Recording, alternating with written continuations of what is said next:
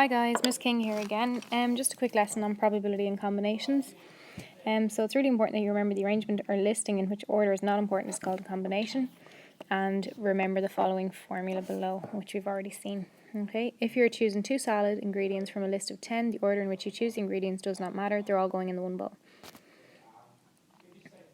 If I look at this question, the students of Mr. Fan's seminar class and had to choose 4 out of 7 people who were nominated to serve on the student council.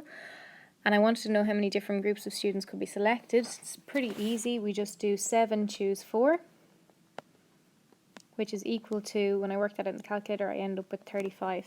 So we want to just look at a more advanced example. But before I do that, I just want to remind you quickly the difference between permutations and combinations. So permutations is when order matters, okay?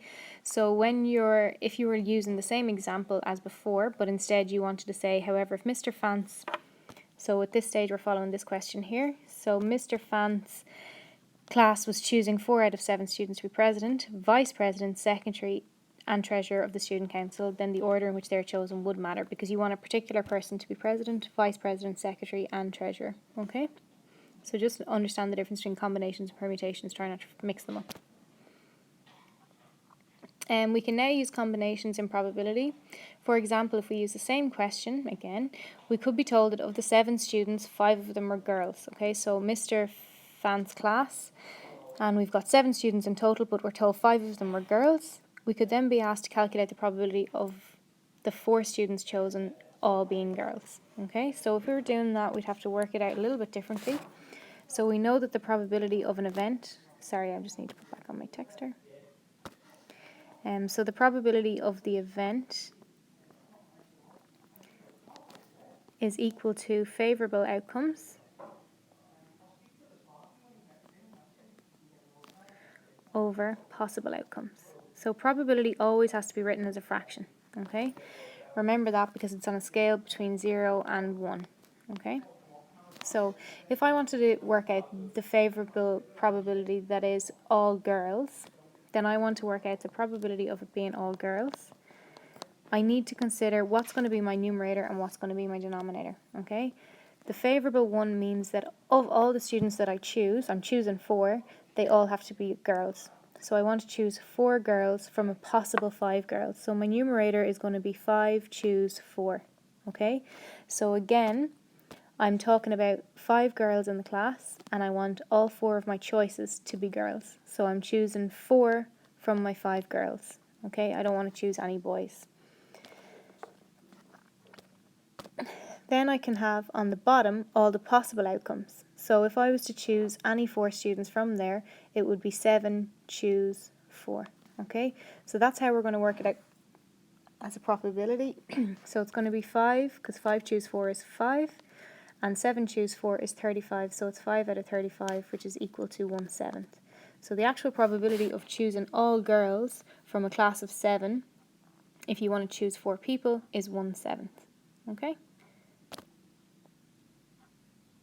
Another example, a box has 4 faulty and 8 good electric components. What is the probability that 4 components taken at random will have 2 faulty ones and 2 good ones? Okay, that and word is really, really important. So when we're talking about probability and, what do?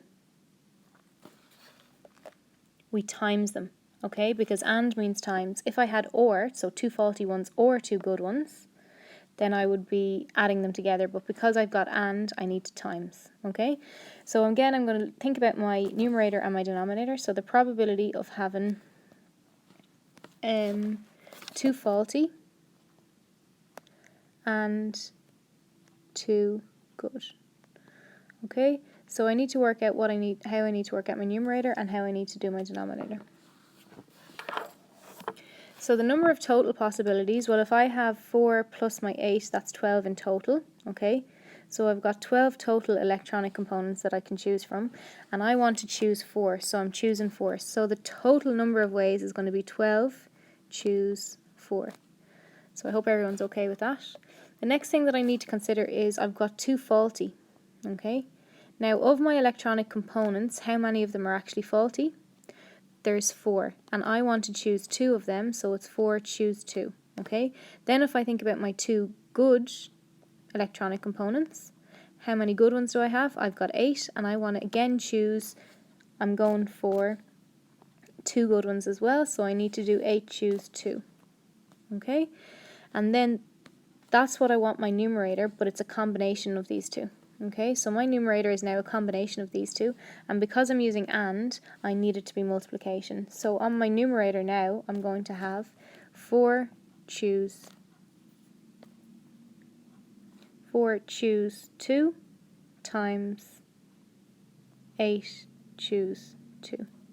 Okay, and when I work that out, I end up with 56 over 165, which is equal to 0.3394 if you wanted to work it out as a decimal.